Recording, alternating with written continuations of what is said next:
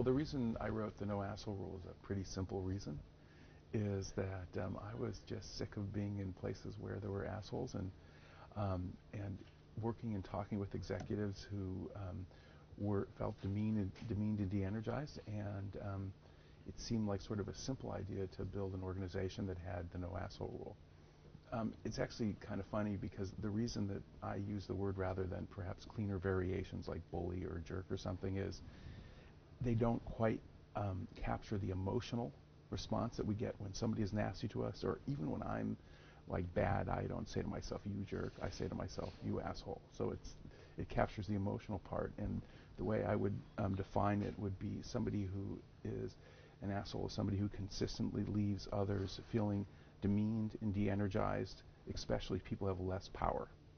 The response to the book has been generally positive, but there have been two interesting sort of opposing reactions that I'm quite fascinated by. One is that a lot of people like the chapter that talks about how to build an asshole-free organization, and sort of the poster boy for that chapter is one of your alums, Lars Dalgaard. And so Lars started a company about 6 or 7 years ago called Success Factors. And it's a very successful startup. They're a human resource management software firm.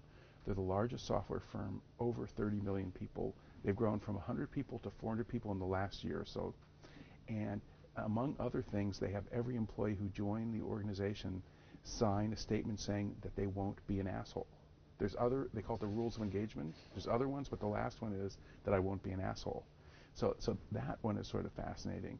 And then the other one is the chapter which unfortunately my friend Jeff Pfeffer likes the best, which is the chapter that makes the argument about the virtues of assholes. So I talk about, particularly actually about Steve Jobs and how independently of, or maybe even because he's an asshole, he's been so successful. And I wrote that with some hesitation, and I emphasize in the end of that chapter that if you're successful and you're an asshole, you're still an asshole, and I don't want to be around you. But my colleague Jeff Pfeffer, he focuses on the successful part and doesn't seem to think that being an asshole is quite so bad. One of the questions that I keep getting asked over and over again is, to put it simply, are assholes born or are they made? And there's two main factors that I think lead to people turning to assholes: situational factors. And certainly people might be predisposed, but I think the situations are especially powerful. One is the notion that all emotions, including being a jerk, is something that you catch from other people. So I talk about the notion in the book that when people join organizations where there's a bunch of jerks around, they catch what I call asshole poisoning. The second one, and this relates to Professor Deborah Grunfeld's research, who's a professor at the business school, that she's done an extensive amount of research about the notion that, the way I would put it, she would put it more politely, that putting people in a position of power sort of instantly and efficiently turns them into insensitive jerks or assholes. And what she finds across a whole series of studies is that when you take people and just randomly assign them into a position of more power over others, there's sort of three things that happen. One is they start getting less sensitive to the needs of other people. The second thing that happens is they start becoming more focused on satisfying their own needs. And the third thing is, she calls this thing disinhibition, where people become less inhibited about social norms. And my favorite little study that she did was something about how the cookie crumbles, where she brought people plates of cookies. And if she just gave one person a little more power than the other, they tended to take an extra cookie. They tended to eat with their mouths open and create more crumbs. And so this notion that being put into power really does turn you into a pig, it's kind of documented by this and other studies. So the question of what reactions have surprised me the most,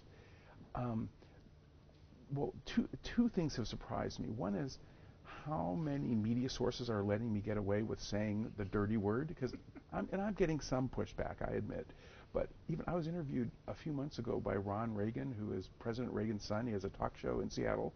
This was a midday talk show, and we used the word a-hole, which I thought was even against FCC regulations, but we merrily did that.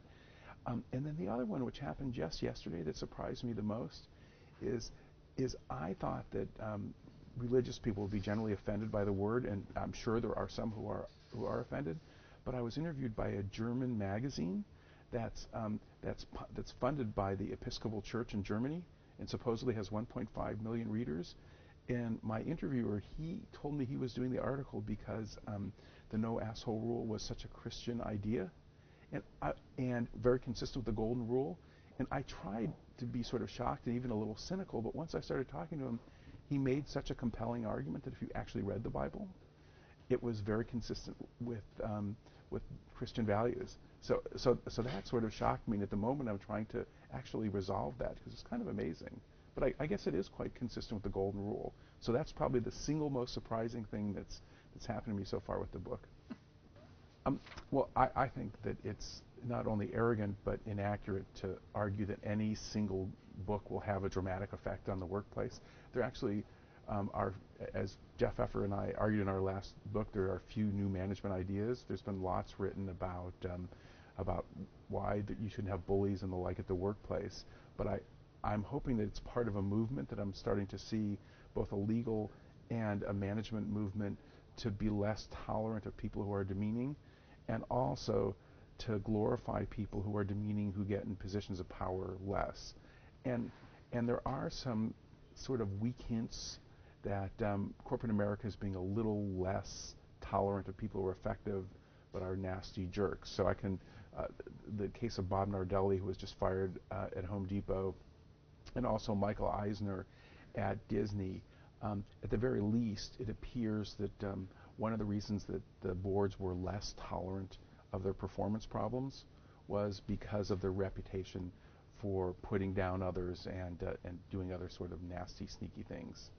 So the question of whether I'm planning any additional writing in this topic is actually pretty funny. I continue to write about various stories associated with assholes on my blog, and I'm writing a number of articles, including the one I was just working on this morning is for the McKinsey Quarterly, which will be somewhat censored, but it's going to make the argument for, and it's read by McKinsey clients, that should be interesting. But honestly, I don't think I have it in me to write another book on the topic. I think that I've given everything I had to this one, and I don't think I'll be doing a sequel.